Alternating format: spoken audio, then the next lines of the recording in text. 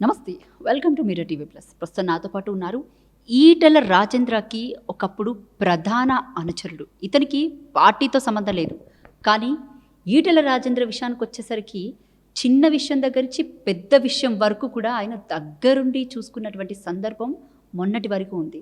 But ఎందుకో ఏమో తెలియదు, కానీ అనూహ్యంగా ఆయన నుంచి విడిచి ప్రజెంట్ కవిత దగ్గర అయితే ఉన్నారు. అయితే ఈ మధ్య కాలంలో పార్టీ క్యాడర్ అంతా కూడా, అంటే ఇటు బీజేపీ పార్టీకి సంబంధించి క్యాడర్ అంతా కూడా బండి సంజయ్ వల్లే మేము ఈటెల రాజేంద్రని వదిలేస్తున్నామని చెప్పేసి అనడం జరిగింది.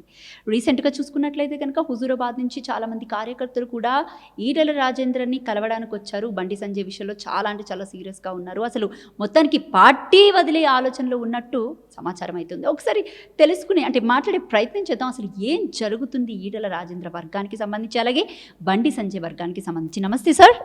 నమస్తే మేడం. ఫైన్ బాగున్నా మేడం. రైట్, నేను చాలా బాగున్నాను. రమిరెడ్డి వెంకటరెడ్డి గారు ఒకటి చెప్పండి, నాకు దాదాపు ఎన్ని సంవత్సరాల నుంచి మీరు ఈటెల రాజేంద్ర గారి దగ్గర వర్క్ చేశారు? టీఆర్ఎస్ నుంచి ముందు నుంచి టీఆర్ఎస్లో ఉన్నప్పటి నుంచి నాకు ఈటెల రాజేందర్ గారితో పరిచయము. ఈ యొక్క టీఆర్ఎస్ నుంచి బయటకు వచ్చినప్పుడు ఫస్ట్ స్టార్టింగే నేనున్నాను ఆయన వెంబడి ప్రయాణం ముందు నేను ముఖ్య అంశాడుగా ఉండే ప్రతి విషయంలో నేనే ఉండే ఈటెల రాజేందర్ గారికి. అయితే ఏమైంది అంటే, ఒకటి ఈటెల రాజేంద్ర గారి మీద కోపంతో బయటకు వచ్చారా, లేకపోతే బండి సంజయ్ చేస్తున్నటువంటి ఆరోపణలు, లేకపోతే పొమ్మనకుండా పొగబట్టడం దానికి కామ్గా ఉన్నారని మీరు బయటకు వచ్చారా? ఈటెల రాజేందర్ వల్ల నేను బయటికి రాలేదండి. ఓన్లీ ఏదొక గ్రూపిజం ఏదైతే ఈటెల రాజేందర్ని ఒత్తుదామని ఏదైతే ప్రయత్నం చేస్తున్నారు కదా ఈ బండి సంజయ్, కిషన్ రెడ్డి, లక్ష్మణ్, దాని గురించి నేను బయటకు వచ్చాను. ఒత్తడం అంటే ఏ రకంగా? ఇప్పుడు అధ్యక్ష పదవి ఇవ్వలేదు. ఇప్పుడు పెద్ద పార్లమెంటరీ మల్కాజ్గిరి, ఇంత పెద్ద 8 ఎంపీలలో హైయెస్ట్ మెజారిటీతో ఈటెల రాజేందర్ గారు గెలిచారు. ఆయననే అంత పార్టీలో అది లేనప్పుడు మాలాంటి వాళ్ళకి ఎందుకు ఉంటుంది ఇంకా పార్టీలో? మేము అనుకున్నాము 100% అధ్యక్షుడు అవుతాడు బీజేపీకి, కానీ వీళ్ళ వల్లనే అధ్యక్షుడు కాలేకపోయాడు. అంటే మీరంతా ఇన్నాళ్ళు కూడా బీజేపీ పార్టీ నుంచి ఈటెల రాజేంద్ర అధ్యక్షుడు అవుతారని మీరు ఆయనతో ట్రావెల్ అయ్యారా? కాదు ఆయన ఎంబడి పర్సనల్గా ఉన్నాం మేము. కానీ ఆయన హుజురాబాద్ కానీ బై ఎలక్షన్లో మళ్ళీ గజ్వేల్ కానీ మళ్ళీ హుజురాబాద్ ఓడిపోవడం కానీ బై ఎలక్షన్లో గెలవడం కానీ ఇంత పెద్ద మల్కాజ్గిరిలో ఇంత పెద్ద అంటే మినీ ఇండియాలోనే పెద్ద కాన్స్టిట్యున్సీ మల్కాజ్గిరి అనేది, అందులో భారీ మెజార్టీతో గెలవడం, మాకు ఇంత పెద్ద ప్రజా ఆదరణ ఉన్న వ్యక్తిని తో ఉండడం మాకు సంతోషంగా ఉంది. అంతేగాని మేము పార్టీ పరంగా అట్లా ఏం లేదు. మాకు అధ్యక్షుడు అవుతాడని కాదు, అంటే మంచి సీనియర్ ఉద్యమకారుడు, ముందు నుంచి కేసీఆర్తో ఫైట్ చేసినోడు. వదిలేయడానికి ప్రధాన రీజన్ ఏంటి అంటే, ఇప్పుడే అన్నారు అధ్యక్షుడు కానందుకే బయటకు వచ్చాను. ఇప్పుడే కదా చెప్పారు, అధ్యక్షుడు కాకపోతేనే ఏంటి, అయితే ఏంటి, ఆయనతోనే ట్రావెల్ అయ్యామని, వీళ్ళంతా ఒత్తుతున్నారు కాబట్టి అని చెప్పేసి. మరి ఇప్పుడు అధ్యక్ష పదవి రాలేదని మళ్ళీ మీరే చెప్తున్నారు కదా? అవును, అధ్యక్ష పదవి రానందుకే బయటకు వచ్చాను. ఇక్కడ ఇప్పుడు ఇంత ఆదరణ ఉంది, ఇంత ఫాలోయింగ్ ఉంది, ప్రతి మండలం 33 జిల్లాలలో ఆయనకు ఇంత ఫాలోయింగ్ ఉన్నది, ఇంత అందరు పరిచయాలస్తులు ఉన్నారు, అందరితోని మంచిగా ఉంది. ఆయనకే ఇవ్వాలి. అంత మంచిగా ఉన్న ఆదరణ వ్యక్తిని ఇవ్వకపోవడం వల్లనే కదా మేము బయటికి రా. ఆయనకే పదవి రానప్పుడు మాకెందుకు వస్తుంది పదవి అక్కడ? అంటే ఆయనకి అక్కడ బీజేపీ పార్టీలో ప్రాధాన్యత దక్కట్లేదనా, లేకపోతే ఆయన సరిగా పట్టించుకోవట్లేదనా, ఏంటి కారణం ప్రధానం? ఆయనను పట్టించుకోవడం లేదు, ఆయనకు ప్రాధాన్యత లేదు బీజేపీలో. రైట్, ఇంకా బండి సంజయ్ విషయానికి వస్తే ఏం చెప్తారు? ఎందుకంటే ఆయన ఈ మధ్య కాలంలో బహిరంగంగానే కామెంట్ చేస్తున్నారు. బండి సంజయ్ ఫస్ట్ నుంచి ఈటెల రాజేందర్ మీద బహిరంగంగా చేస్తాడు. ఈటెల రాజేందర్ అంటే ఆయనకు చాలా కోపము. ఎందుకంటే మొన్న చూడండి కౌశిక్ రెడ్డితో కార్లో కూర్చొని తిరిగిండు హుజురాబాద్ వెళ్ళినప్పుడు. హుజురాబాద్ ప్రజల్ని కానీ ఈటెల రాజేందర్ కార్యకర్తలను కానీ ఎవరిని కూడా ఉంచాను, నేను ఎవరికి పదవి ఇయ్యాను అనడం తప్పు కదా బండి సంజయ్ది. ఆయన మంచి పోస్ట్లో ఉన్నాడు, కేంద్ర మంత్రిగా ఉన్నాడు, ఉన్నప్పుడు ఆ మాట మాట్లాడొద్దు కదా. అంటే ఇంకొకటి చెప్పండి, ఇప్పుడు ఈటెల రాజేంద్రకి ఏదైతే పార్టీ ప్రెసిడెంట్ పోస్ట్ రానివ్వకుండా చేసింది బండి సంజయ్ అనే అనుకోవచ్చా? 100% బండి సంజయ్. అంటే మీరు ఎలా చెప్తున్నారు అంటే, ఏ కారణాలు? మేము 7 ఏళ్ల నుంచి ఈటెల రాజేందర్తో ఉన్నాం, పార్టీలో ఉన్నాం. పార్టీలో అంటే ఈటెల రాజేందర్ని ఎదగనివ్వరు. నేను ఇప్పుడు కూడా చెప్తాను కదా అన్న, ఇప్పుడు కూడా ఆలోచించుకొని బయటకు వస్తే మంచిది. ఆ బీజేపీ పార్టీలో ఈటెల రాజేందర్ని ఎప్పుడు ఎదగనియ్యరు. ఏంటంటే పర్టికులర్గా బండి సంజయ్కి లేకపోతే ఈటల రాజేందర్కి ఏమైనా గొడవలు ఉన్నాయా? గొడవలు ఏం లేదని ఈయనకున్న ఆధారాన్ని చూసి బండి సంజయ్ ఓర్వలేకపోతున్నాడు అంతే. ఉం. మరి తెర మీదకి రామచంద్రరావుని ఇప్పటి వరకు కూడా ఎవరు అంటే అతనెవరో బేసిక్గా చెప్పాలి అంటే ఎవ్వరికీ తెలియదు. ఎక్కడో కోదాడలోని ఆంధ్ర బార్డర్ అయినటువంటి ఒక చిన్న గ్రామం నుంచి బయటకు వచ్చారు. అక్కడి నుంచి వచ్చినటువంటి వ్యక్తి బేసిక్గా ఎవరికి తెలియకపోవడం సడన్గా ఇప్పుడు ఆయన పార్టీ ప్రెసిడెంట్ చేసేసరికి అందరూ అనూహ్యంగా మొత్తం అతని వైపే తిరిగింది. అంటే కేవలం ఈటల రాజేంద్రను ఒత్తడానికే రామచంద్రరావుని తెర మీదకి తీసుకొచ్చారా? 100%. ఈటల రాజేందర్ని ఒత్తడానికే రామచంద్రరావు అని తెర మీదకి తీసుకొచ్చారు. పొద్దున 9 గంటల వరకు కూడా ఈటల రాజేందర్ పేరే ఉంది. అనూహ్యంగా మేము అనుకోలే. నేను ఇదే జవహర్ నగర్లో ఉన్నాను, అన్న చేస్తున్న ప్రోగ్రాంలోనే ఉన్నాను. ఫోన్ వస్తుంది, మేము పార్టీ ఆఫీస్కి వెళ్దాం అనుకున్నాము. ఈటల రాజేందర్ మన రామచంద్రరావు పేరు అనౌన్స్ చేసిరని అన్నారు. ఏమనుకుంటాం ఇంకా. ఒక మాట 4 సార్లు మల్కాజ్గిరి నుంచి పోటీ చేసి డిపాజిట్ కోల్పోయిండు. స్టేట్ని ఏమి ఉద్ధరిస్తాడండి రామచంద్రరావు? స్టేట్ని ఏమి ఉద్ధరిస్తాడు? నువ్వే గెలవలేదు మల్కాజ్గిరిలో, తెలంగాణ స్టేట్ని ఎక్కడ ఉద్ధరిస్తావు నువ్వు? బీజేపీ పార్టీలో ఎప్పుడు కూడా ఇలాంటి వైఖరి ఏ రోజు కూడా కనిపించలేదు. అంటే ఇంకొక మాట, మీరు పార్టీకి వర్క్ చేశారా? నేను మళ్ళీ అడుగుతున్నా, పార్టీకి వర్క్ చేశాడా, ఈటల రాజేందర్కి వర్క్ చేశారు? అంటే మీరు నేను ఈటల రాజేందర్కి పర్సనల్గా వర్క్ చేశాను, పార్టీ నాకు సంబంధం లేదు. కానీ నేను ఊహించుకున్నది ఏంటంటే ఇంత మంచి లీడర్కి అధ్యక్ష పదవి ఇస్తే రేపు పొద్దున సీఎం పోస్ట్ వరకు వెళ్తాడు ఈటల రాజేందరు అనే నా ఉద్దేశం అట్లా ఉండే. అంటే నా ఉద్దేశం అని కాదు, ఈటల రాజేందర్ చుట్టూ ఉన్న మనుషులందరికీ 33 జిల్లాలో ఉన్న ఆయన అభిమానులకు కూడా అదే ఉద్దేశం ఉండే. కానీ ఇప్పుడు ఎవరు తెలియని మనిషిని తీసుకొచ్చి అధ్యక్ష పదవి ఇస్తే ఎలా బీజేపీ ముందుకు వస్తుంది, వెళ్తుంది? అంటే ఈటల రాజేందర్ కూడా పార్టీ వదలటం లేదన్న కోపంతో మీ అనుచరులంతా ఇప్పుడు బయటకు రావడానికి సిద్ధపడ్డారు. 100%. చాలా మందిని బీజేపీ పార్టీకి రాజీనామా చేస్తే ఉంది తొందరలోనే. అంటే ఇంకొకటి చెప్పండి, చాలామంది హుజూరాబాద్ నుంచి కూడా ఈ మధ్య కాలంలో బయటకు వచ్చి ఈటల రాజేంద్రని కూడా బహిరంగంగా కలవడం జరిగింది. బండి సంజయ్ మీద కూడా ఫిర్యాదు చేయడం జరిగింది. ఇటు ఈటల రాజేంద్ర కూడా అంటే ఈ ఏదైతే కమిటీ ఉంటుందో దీనికి సంబంధించి ఈ మండల కమిటీలు పోస్టులు అన్నీ కాదు, ఏదైతే క్రమశిక్షణ కమిటీ ఉంటుందో దానికి ఏమైనా ఫిర్యాదు చేసే అవకాశం ఉంది అంటారా? ఎవరి మీద? ఈటల రాజేందర్ మీద. ఈటల రాజేంద్ర గారు బండి సంజయ్ మీద 100% చేస్తారు కదా. ఆయన చేసినా కానీ ఒక పార్టీలో ఉన్నాం మనం.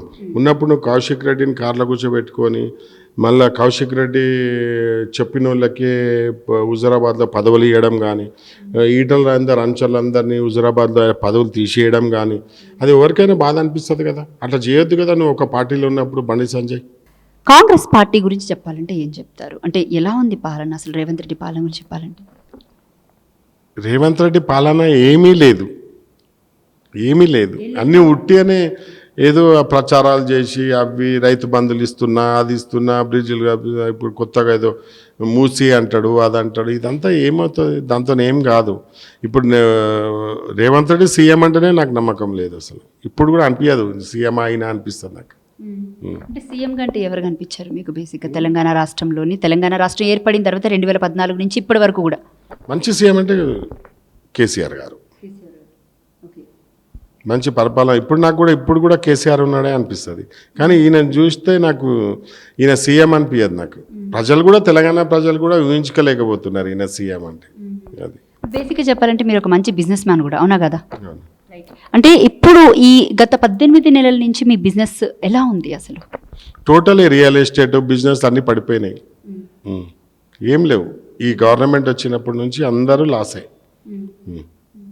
అంటే రియల్ ఎస్టేట్ విషయానికి వస్తే కనుక హైడ్రా తీసుకొచ్చిన తర్వాత చాలా బాగుందని. ఎస్టేట్ మొత్తం జీరో. ఒకప్పుడు కాంగ్రెస్, ఈ కాంగ్రెస్ వేరు. ఒకప్పుడు కాంగ్రెస్ గవర్నమెంట్ వస్తే రియల్ ఎస్టేట్ బాగుంటుండే, అందరు బాగుపడుతుండే అనుకుంటా. కానీ ఇప్పుడు రియల్ ఎస్టేట్ జీరో ఉంది. అంటే ముఖ్యంగా రేవంత్ రెడ్డి వైఖరి గురించి చెప్పాలంటే ఏం చెప్తారు? ఈ విధమైన బూతు మాటలు మాట్లాడడం కానివ్వండి, లేకపోతే ఈవెన్ ప్రజలు కూడా ఒకానొక దశలో ఆయనే మాట్లాడడం కాలేదు, మేము మాట్లాడితే తప్పేంటి అన్న వాదనకు కూడా వచ్చేసారు. ఆయన ఫస్ట్ నుంచి ఉన్నదే కదా, బ్లాక్మెయిలింగ్ కానీ ఇట్లా బూతు మాటలు మాట్లాడడం కానీ రేవంత్ రెడ్డికి అలవాటే కదా. ఇక దాన్ని ఏమంటాం? ఎవరన్నా రేవంత్ రెడ్డి మాట్లాడే ముందు మనం మళ్ళాంటి పిల్లల్ని కూడా కూర్చోబెట్టవద్దు, అట్లాంటి బూతు మాట్లాడతాడు. ప్రత్యేకంగా కాంగ్రెస్ పాలన గురించి చెప్పాలంటే ఏం చెప్తారు? ఇంకా దాని గురించి మాట్లాడుకోవడం వేస్ట్ అనిపిస్తుంది నాకు. అంటే ఎందుకని ఒక క్లారిటీ ఇవ్వచ్చు కదా. నేనే అడుగుతున్నాను కదా, మీరు చెప్పండి. కాంగ్రెస్ గవర్నమెంట్ ఏం చేసింది? నేను ఒక రిపోర్టర్ అండి, నాకెలా I'm not suppose to talk it. ఒక కాంగ్రెస్ గవర్నమెంట్ ఇప్పుడు దగ్గర దగ్గర 2 years అవుతుందో 18 months అవుతుంది. ఏం చేసింది కాంగ్రెస్ గవర్నమెంట్? ఏం చేయలేదని మీరు అనుకుంటున్నారు? మహిళలకు ఇచ్చినటువంటి గ్యారంటీలో పూర్తిగానే అమలు చేస్తున్నామని చెప్పేసి అని చెప్పుకుంటున్నారు పక్కన. ఒక్క గ్యారంటీ కూడా ఫ్రీ బస్ ఏ ఫ్రీ బస్తో ఏమవుతుందండి? ఏమవుతుంది ఫ్రీ బస్ ఒకటి చేస్తే? 200 యూనిట్లు ఉచిత కరెంట్ కానివ్వండి, అవన్నీ ఒకటి చెప్తున్నాను. అంటే అందరినీ ఫ్రీ చేసి ఇంట్లో కూర్చోబెట్టుకొని ఇంకా వాళ్ళు ఇక పనికి మాలకుండా చేద్దామా? వాళ్ళకు ఒక పని బాధ్యత రియల్ ఎస్టేట్ చేసుకునేటోళ్ళు అంతా ఇంట్లో కూర్చున్నారు ఈరోజు. ఫ్రీ బస్ కోసం ఫ్రీ బస్ అన్నారు మీరు. ఫ్రీ బస్లో అయిపోతుందా? దాంతో అయిపోతుందా? తెలంగాణలో జనాలంతా బతుకుతారా? లేదు కదా. ఇంకా అంటే ఇప్పుడు రీసెంట్గా తెర మీదకి వచ్చినటువంటి కొత్త అంశం ఏంటంటే ఫోన్ ట్యాపింగ్ జరుగుతుంది అని అంటున్నారు. ఇటు 25 మంది ఎమ్మెల్యేలు 6 మంత్రులతో సహాగా కొంతమంది, ఒక మంత్రి కూడా స్వయం క్లాస్ స్పీకర్ అని, ఎవరైతే ఇప్పుడు వ్యవహారాల కమిటీ చైర్మన్ మీనాక్షి నటరాజన్ ఉన్న తన ఫోన్ కూడా వింటున్నాడు అని చెప్పేసి అని ఎవరు తెలంగాణ పార్టీ పెద్ద ఎవరైతే ఉన్నారో. సో అంటే ఈ మధ్య కాలంలో న్యూస్ బాగా వినిపిస్తుంది. ఏం చెప్తారు సార్? ఫోన్ ట్యాపింగ్ అనేది ఇంకా అంతే అండి, అది ఇంకా ఆపేస్తారు నాకు తెలిసినంత వరకు. ఎందుకు ఇంకోటి చెప్తా. ఫస్ట్ ఫోన్ ట్యాపింగ్ ఎత్తిన విషయం కాంగ్రెస్లో టీపీసీసీ అధ్యక్షుడిగా ఉన్న రేవంత్ రెడ్డి స్టార్టింగ్ ఎత్తిండు. ఫోన్ ట్యాపింగ్ నా భార్యదైంది నాదైంది. మన రేవంత్ రెడ్డిని ఎందుకు పిలవలేదు? కమిషన్ నోటీస్ ఇచ్చి రేవంత్ రెడ్డిని ఎందుకు పిలవలేదు? నీ ఫోటింగ్ ట్యాపింగ్ అయిందని ఫస్ట్ స్టార్టింగ్ బీఆర్ఎస్ ప్రభుత్వం గవర్నమెంట్లో ఉన్నప్పుడు ఫస్ట్ చెప్పిందే రేవంత్ రెడ్డి. మళ్ళీ రేవంత్ రెడ్డికి ఎందుకు ఇవ్వలే నోటీసు? విచారణ ఆల్రెడీ జరుగుతుంది కదా. ఏం కాదు దాంతో, ఉట్టిగా అది ఏమవ్వదు. అది ఏదో బ్లాక్మెయిలింగ్ లెక్క ఉంది కానీ దాంతో ఏమవ్వదు. ఒకవేళ ఈటల రాజేంద్ర గారు మళ్ళీ పార్టీ మారితే ఆయనతో కలిపి ప్రయాణం చేసే అవకాశం ఉంటుందా మీరు? అదే ఇక ఆలోచి పార్టీలో ఉండకుంటే ఆయనతో మాట్లాడే అవసరం ఉంటుంది నాకు.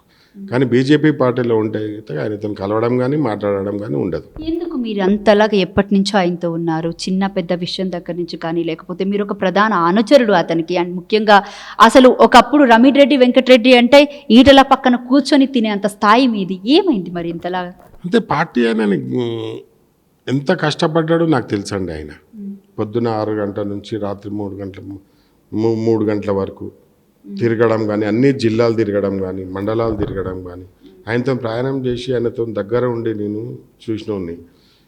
అట్లాంటి వ్యక్తికి బీజేపీ పార్టీలో ఎలాంటి స్థానం ఇవ్వకపోవడం అనేది నేను నిజంగా అంటున్నా కదా, చాలా బాధపడ్డాను.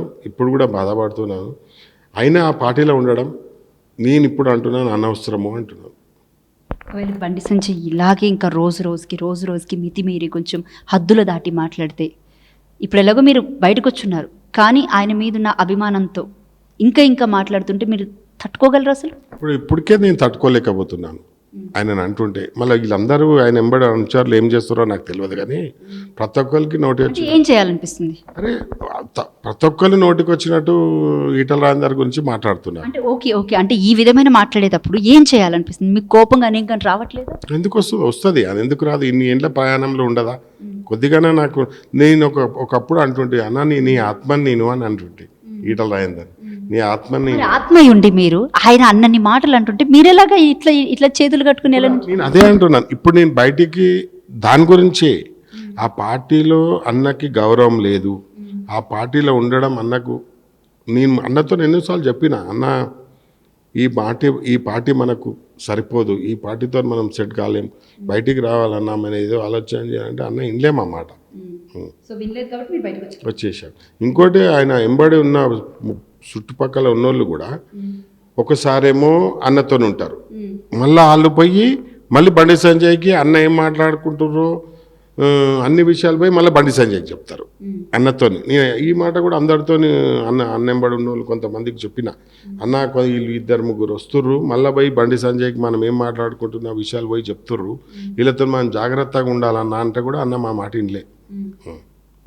రైట్. అంటే రీసెంట్గా ఇదే విషయానికి సంబంధించి ఇప్పుడు రామచంద్రరావుని బీజేపీ పార్టీ ప్రెసిడెంట్ చేసిన తర్వాత రాజాసింగ్ రాజీనామా చేయడం జరిగింది.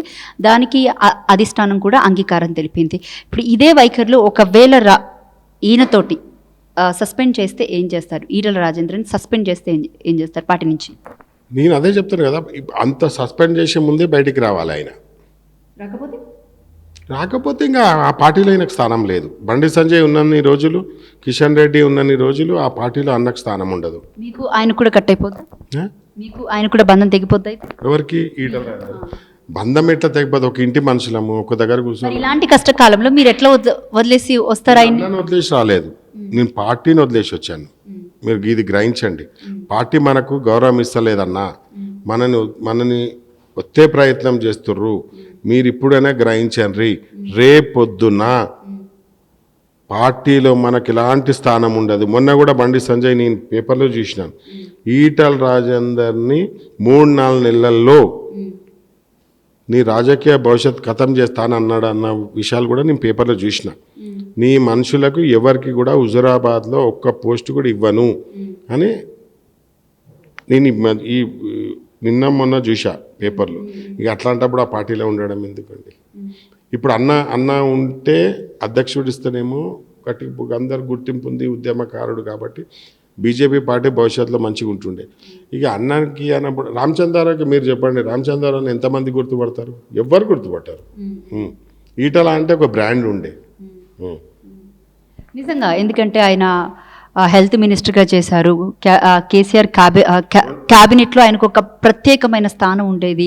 బేసిక్గా ఈటల రాజేంద్ర అంటే కేసీఆర్ తర్వాత అంతటి మనిషి అనేది కూడా ఉండే బేసిక్గా చెప్పాలి అంటే. బట్ అలాంటి వ్యక్తి ఇప్పుడు బదలాం అయ్యి ఈ పార్టీలో అయినటువంటి బదలాం చూస్తుంటే ఆయన్ని నిజంగా చెప్పాలంటే తలదించుకునేలాగే కనబడుతుంది. అంతే, అది కరెక్ట్ మీరు అన్నది.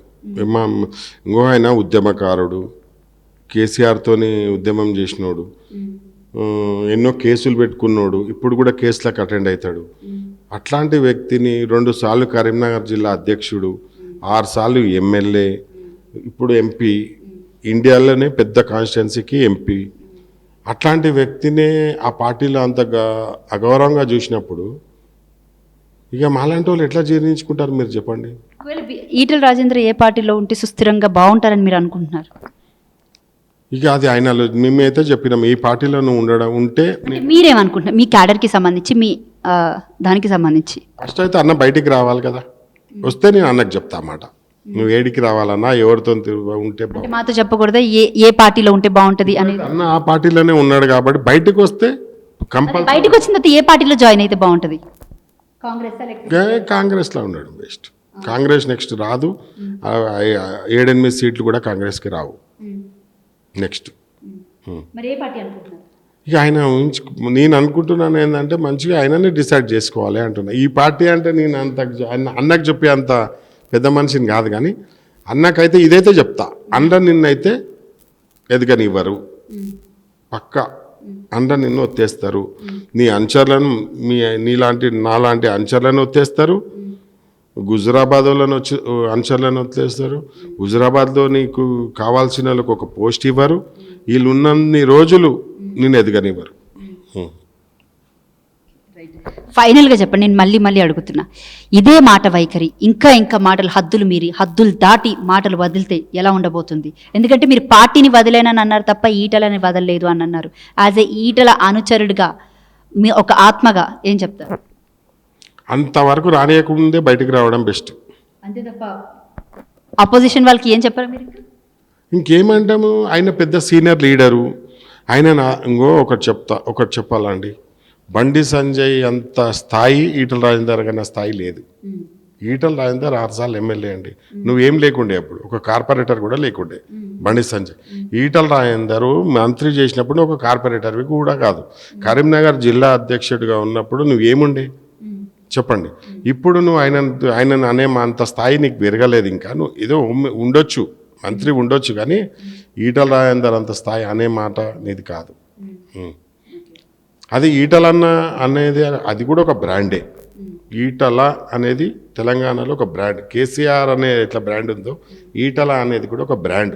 బండి సంజయ్ ఏంది అండి, నువ్వు తిట్టంగానే నేను కూడా తిడతా. ఇప్పుడు నేను కూడా తిడితే ఏమన్నా వస్తుందా? నోరు జారేసుకున్నట్టయితే ఇప్పుడు బండి సంజయ్ నేను తిట్టేస్తా ఏదంటా నేను అనేస్తా, అది మంచి పద్ధత కాదు కదా.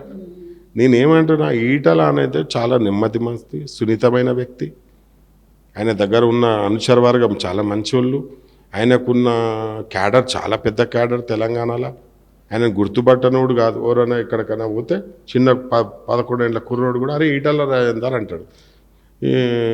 రేపు అధ్యక్షుడు ఇచ్చినావు నువ్వు, రామచంద్రరావు నన్ను గుర్తుపడతారా? నువ్వు ఏం చేద్దామనుకున్నావు బీజేపీని? నువ్వు మీరు బీజేపీ గవర్నమెంట్ రావాలనుకున్నారా, లేకుంటే ఓన్లీ ఈటల రాజేందర్ ఒత్తుదామనుకున్నారా? మీరు బీజేపీ గవర్నమెంట్ తెలంగాణలో రావాలనుకుంటే మీరు అధ్యక్ష పదవి 100% ఈటల రాజేందర్కి ఇచ్చేది ఉండే. ఇవాళ ఈటల రాజేందర్ వర్గం మొత్తము చాలా బాధలో ఉన్నారు. అతి త్వరలో వాళ్ళు కూడా పార్టీ వీడేటట్టు ఉన్నారు.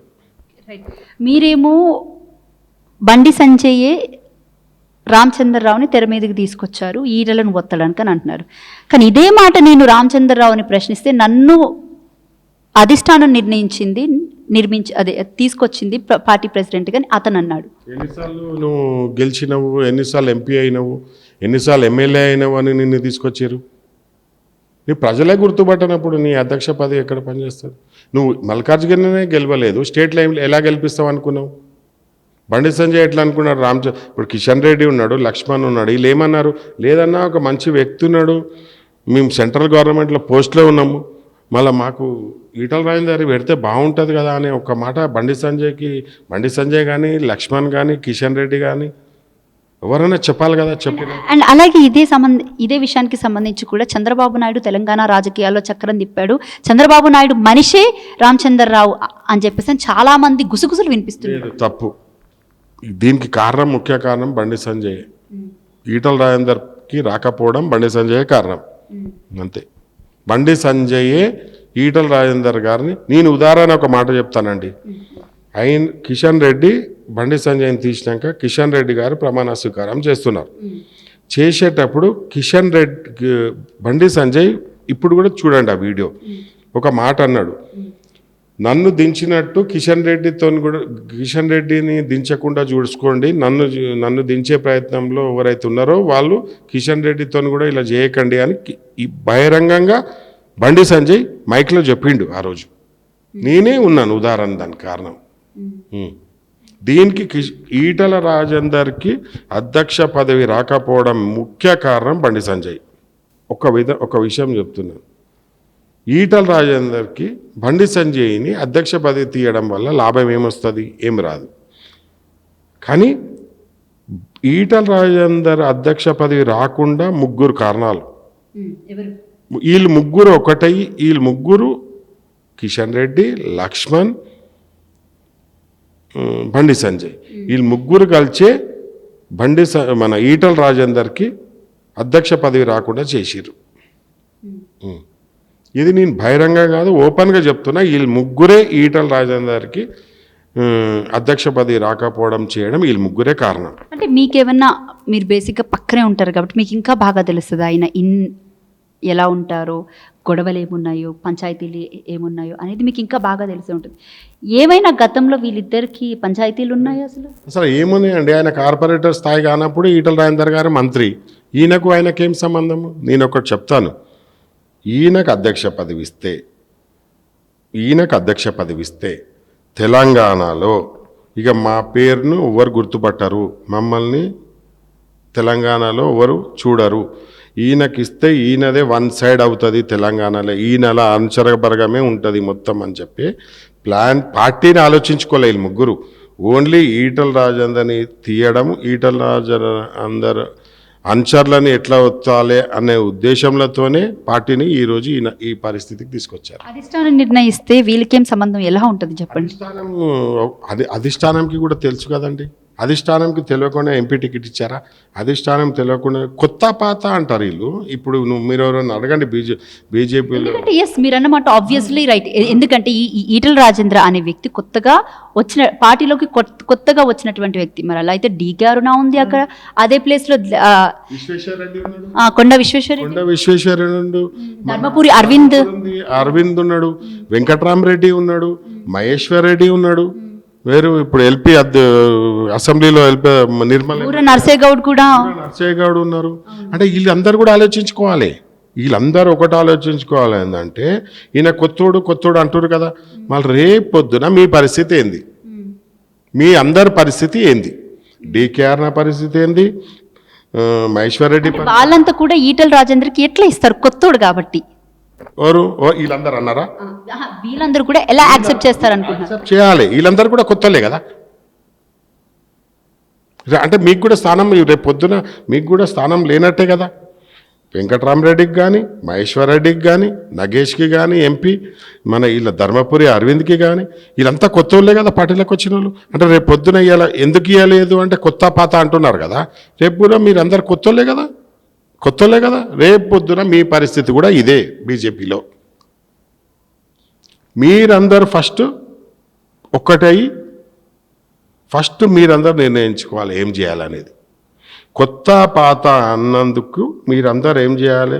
డీకేఆర్ మొన్న రామచంద్ర ప్రమాణ స్వీకారం రోజు అన్నది కొత్త పాత ఏమో కొత్త మాటలు కొత్త పాత ఏంది? మేము కొత్త అన్నప్పుడు బై ఎలక్షన్లో టికెట్ ఎందుకు ఇచ్చారు, గజ్వేల్ టికెట్ ఎందుకు ఇచ్చారు, మళ్ళా హుజరాబాద్ ఇచ్చారు, మళ్ళీ పార్లమెంట్ ఎందుకు ఇచ్చారు? మీ 8 పార్లమెంట్లల్లో 4 లక్షల మెజార్టీతో గెలిచిండు ఈటల రాజేందర్. మీరు ఎవరైనా గెలిచిరా 4 లక్షల మెజార్టీతో? బండి సంజయ్ 4 లక్షల మెజార్టీతో గెలిచిండా? కిషన్ రెడ్డి 4 లక్షల మెజార్టీతో గెలిచిండా? చెప్పండి. నేను ఇప్పుడు కూడా అంటున్నాను, ఈటల రాజేందర్ గారు పార్టీ గురించి ఆలోచించొద్దు. ఆయన వెంబడి ఉన్న హుజరాబాద్ ప్రజల గురించి, మల్కాజ్గిరి పార్లమెంట్ ప్రజల గురించి, ఆయన నమ్ముకున్న వాళ్ళ గురించి అన్న తప్పకుండా ఏదో ఒకటైతే స్టెప్ ఆలోచించుకోవాలని నేను ఓపెన్గా చెప్తున్నా. ఈరోజు అన్న దగ్గర ఆయన ఇంటికి వస్తే, ఎవరైనా ఒక పని మీద వస్తే ఫస్ట్ నీ పని కాదా బిడ్డ, పోయి భోంచేసి రాపు, తర్వాత నీ గురించి రోజుకి 500-600-1000 మంది ఆ ఇంట్లో భోజనాలు చేస్తారండి. బాధ అనిపిస్తుంది ఈ రకంగా. చాలా బాధ అనిపిస్తుంది. కానీ ఏం చేస్తాం? నాకున్నది బాధ, అనుచరులకు బాధ ఉంది. మళ్ళీ అన్న ఏం డిసైడ్ చేసుకుంటాడు అన్నది కూడా మాకు ఉండాలి కదా. ఇప్పుడు నేను ఒక మాట చెప్తాను. నేను వెళ్ళిపోయి ఏం చేయాలని ఒక ఆలోచన చేశాను. ఎటు నా ప్రయాణం ఇండ్లు అయితే మనకు 7 ఏళ్ల నుంచి భవిష్యత్తు లేదు పార్టీలో, అన్నెంబడే తిరుగుతున్నాం. అంత ఎవ్వరికి లేదు భవిష్యత్తు. బీజేపీ అన్నెంబడి తిరిగిన వాళ్ళ ఎవ్వరి మనిషికి కూడా బీజేపీలో ఒక స్థానం లేదు. అట్లాంటప్పుడు నేను ఆలోచించిన, అరే ఎందుకు ఈ పార్టీలో ఉండడం, ఎటు పోవాలన్న ఒక దారి అవుతుంది. నాకు తెర మీద కనిపించింది కల్వకుంట్ల కవిత గారు. పోయినప్పుడు కలిసినప్పుడు నన్ను చాలా మంచిగా రిసీవ్ చేసుకుంది. అక్క పైన కూర్చోబెట్టుకుంది, భోజనం చేసినాం మాట్లాడినాం. నాతో ప్రయాణం వెంకటరెడ్డి నీ కమిట్మెంట్ ఏం చెప్పాను? నేనేం లేదు కమిట్మెంట్. ఈటల రాజేందర్ గారితో 7-8 ఏళ్ళు తిరిగినాక నీతో కూడా అట్లనే తిరుగుతా. రేపు పొద్దున ఈటల రాజేందర్ వెంబడి ఉన్నప్పుడు పార్టీ ఎట్లయితే నన్ను అన్యాయం చేసిందో మీరు అట్లా అన్యాయం చేయకుంటే చాలు అని నన్ను కవిత ఆ భరోసా ఇచ్చింది ఆమె నాకు. కవితక్క నేను ఇట్లా ఏందండి, అంత మంచి వ్యక్తిని పట్టుకొని నీ ఇష్టం వచ్చినట్టు మాట్లాడి ఏదో ఒక కార్యకర్తని మాట్లాడినట్టు. అరే ఆయన ఒక పార్లమెంట్ సభ్యుడు, 2 సార్లు అధ్యక్షుడు, కేసీఆర్ ప్రభుత్వంలో మంత్రి చేసిండు, కరోనా పీరియడ్లో మంచి ప్రజల్ని ఆదుకున్నాడు. ఎవ్వరు కూడా ముట్టుకొని మనిషిని కూడా పోయి ఆయన ముట్టుకొని బిడ్డ నేనున్నాను ధైర్యం చెప్పినోడు. అట్లాంటి వ్యక్తిని పట్టుకొని ఇష్టం వచ్చినట్టు మాట్లాడి అవమానం చేయడం. నేను అనుకున్న ఈరోజు మీతో మాట్లాడుతున్నప్పుడు కూడా నేను బాధపడుతున్నా. అన్నకెందుకు ఆ బాధ అనిపిస్తలేదో అని నేను అంటున్నా. హుజరాబాద్ ప్రజలు కానీ మల్కాజ్గిరి ప్రజలు కానీ అందరు బాధపడుతున్నారు. బీజేపీల పార్టీలో ఉండడం ఎవ్వరికి ఇష్టం లేదు. నేను ఓపెన్గా చెప్తున్నా. అన్న పార్టీలకి బయటికి ఎంత తొందరగా వస్తే అంత మంచిది. Thank you sir, thank you so much sir. మీ విలువైన సమయాన్ని మాకు కేటాయించినందుకు. ఇది ఈటెల ప్రధాన అనుచరుడు రమిరెడ్డి వెంకటరెడ్డితో ప్రత్యేక ఇంటర్వ్యూ. మరొక ఇంటర్వ్యూతో మళ్ళీ కలుద్దాం. Thank you.